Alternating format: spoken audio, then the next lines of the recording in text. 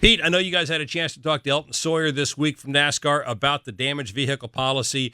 We always talk about you try to plan on worst case scenarios when you come up with a policy, but I think 27 car pileup went beyond worst case scenario. And coming off of what happened at Kansas with Josh Berry, I think NASCAR probably became hypersensitive to trying to make sure everybody was really damaged beyond repair before they determined they were out of the race, right? Well, that's the answer we got, and you're right. And I think the bottom line is we all know why this policy was put into place, and I'm on board with the policy. And I think most of the garages as well.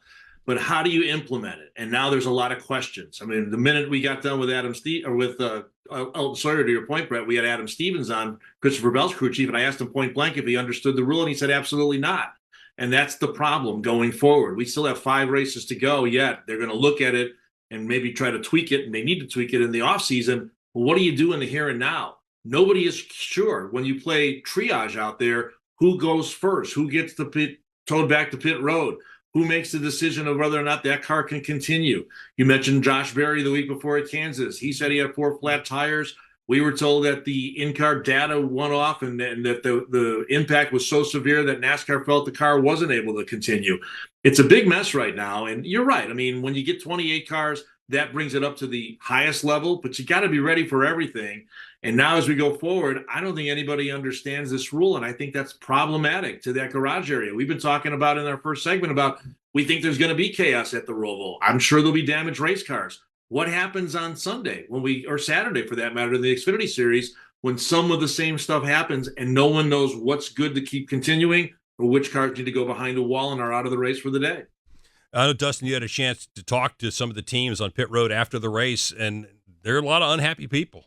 Yeah, I mean, here's the deal is, you ask the question, what is the rule? And the rule is very clear. It's what's in the rule book. What changed is how NASCAR applied it. And look, you can give NASCAR credit for trying to do the right thing after the Josh Berry incident, but the problem is, when you change how you're going to do a rule, is that not essentially a rule change?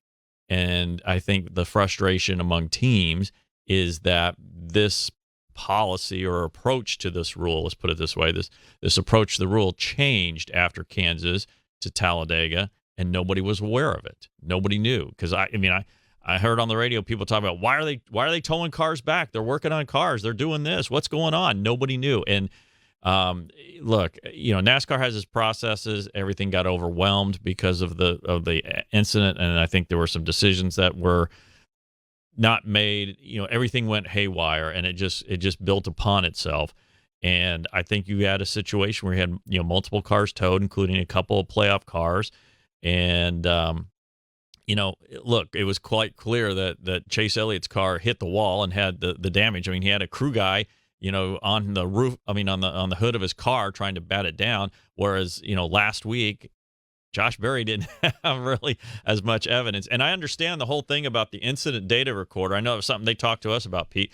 I go back to, if you're going to use that as an excuse, then I think about, they made the change at Watkins Glen at the bus stop based off of, I think that was more the drivers as opposed to incident data recorders, but did the incident data recorders record, that too as well, because we saw how much the drivers were taking with their data. And so there's just got to be a better way to do this. And even NASCAR would agree that everything did not go as well, and it created a mess. And, I asked Elton after the race, I was like, okay, look, I know you guys talked about, you're going to look at this for the rest, after in the off season, but what are you doing from this point on for the next 5 races? And part of his point was, well, I don't think we're going to have a 25 car wreck again. So I think we'll get that sorted out. And realistically, I think he's right, but there are a couple mile and a halves, restarts get crazy. And if something happens at the start and it's late in the race and it involves a bunch of playoff drivers, and we're looking at who's going to make it or not make it to the championship 4, boy, you better have something in place, and you better have it pretty clear to the entire garage. I mean, I heard an interview on Sirius today with Mike Kelly, Ricky Stenhouse Jr.'s crew chief, and he says, hey, the best thing might be is after all the crew chiefs pick pits at Charlotte this weekend, we're all there. Hey, just tell us what the top policy is and how you're going to enforce it. And maybe it's as simple as that. Let the competitors know, let the media know, so the fans know, so everybody has an understanding, because, what happened Sunday was not a best case scenario and best reaction on NASCAR's part. Well, Pete and Dustin and both of you guys use two key words: playoff drivers. And I don't think anybody feels like playoff drivers need to be given preferential treatment in these instances because, hey, NASCAR prides himself in still running regular races during the playoffs. It just happens that there are people who are playing for greater stakes than some of the other guys are. It's the most important time of the year for those drivers. You're right, Brett, but the rule for any sport has to be applied across the board fairly to everyone. And then when the competitors don't understand the rule, that makes that even that much more difficult. I mean, you just go back. I mean, you had Chase Briscoe in his car with his crew chief, Richard Boswell, saying, don't let the safety people take down your window net. And Boswell's texting the tower to see if he can get clarification from NASCAR officials because they didn't know how to handle it. And it's just chaotic. And it's just not a good look. So again, yeah, playoff drivers shouldn't get special dispensation, but obviously they have the most to lose in the situation you were in now. Then you kind of pull back to the fan base. Well, the fan base right away will say, well, wait a minute. Why are you towing back the 9 and the 14? Are you playing favorites when you told us last week you weren't going to play favorites? Why'd you take those two back? And again, it's just one of those situations where I think the gist of the rule, I think everybody gets and why it's there, but how it's enforced, that to me was such a mess yesterday. I don't know how you go forward here. And we keep many drivers, many crew chiefs have said they don't know what to do now if they're in the same situation they were in at Talladega. I got to talk to Chase Briscoe after the race on Sunday and ask him about it. And he said he originally was told to exit the car, and he remained in the vehicle. And then he told me, and I'm just going to read the quote. He goes, "It was confusing. We had 10 different stories of what to do between they're going to do the air jacks, and then you had to get out, then they're going to push you, and then they were going to tow you, then they're going to push you again." It just constantly kept changing. And again, I saw a video on social media in car from Joey Logano's car in that incident, and you hear Joey, saying, hey, he wants to keep going, and an official coming over and trying to do triage to the car and tell him, hey, your radiator's busted or whatever, and then and then running to the next car, and to the next car, and the next car. Look, there needs to be a process, and I was talking to somebody about this today, and I know there's a question about who makes that decision, but in this situation, it's got to be officials, right there, because the tower is a mile and a half away. Even with the cameras, showing everything, the people on the ground have the best thing. Hey, in a situation like that, you have the officials with a red sticker or something. I mean, a red strip of tape, and if they deem the car cannot continue. And in a car like, I'll just use the 22 in this case, it's saying that the radiator was broken and it was leaking, and it's not going to be, it can't continue. You stick the red tape on that car, either on the hood or on above the driver's side door, and everybody knows that person's got to get out and leave that car alone. Go to the next car. Go to the next car. Go to the next car, and do that. I know we were at a media event today. I was talking with AJ Allmendinger. And he was saying that they're asking, hey, do you want to be pushed or towed or what? And he's like, heck, I just want you to get those 4 cars in front of me out of the way so I can keep going. So it was, again, I feel for the few NASCAR officials that were on the ground there in turn 3, because there weren't many, and they're having to go from car to car to car. There's a lot of pressure. There's a lot of hot drivers, and it's a very intense situation. And again, it was everything coming together in a negative way. And again, NASCAR said, NASCAR agreed it was not handled as well as it could be. Again, it's hard to plan for a 25, 28 car crash or whatever it was.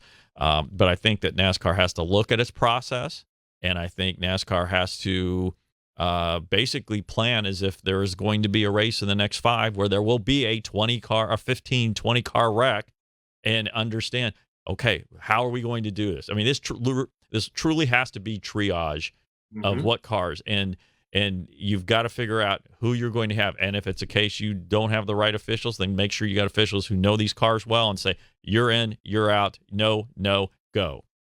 Yeah, and I guess you red flag the race until you can figure out who can go and who can't go. Yes, everything stops. Now, again, that this does not need to be taking 30 minutes. Okay, I mean this is still got to happen in a short window, and because you've got. I can speak on behalf of, well, I'm not going to speak on behalf of NBC, but I can say as an NBC, look, these races are on NBC.